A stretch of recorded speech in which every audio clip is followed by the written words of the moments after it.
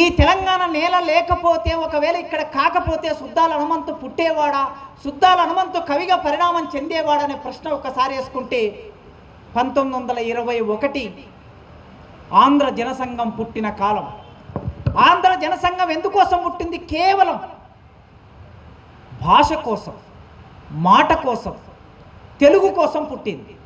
ఈ ఆంధ్ర జనసంఘం తెలుగు కోసం పుడితే, భాష కోసం పుడితే, అది గ్రామాల్లోకి వెళ్ళినప్పుడు, మహాభారతంగా వెళ్ళినప్పుడు, భాగవతంగా వెళ్ళినప్పుడు, ప్రజలకు తెలుగులో చదువు చెప్పుదామని వెళ్ళినప్పుడు అసలు సమస్య ముందుకొచ్చింది.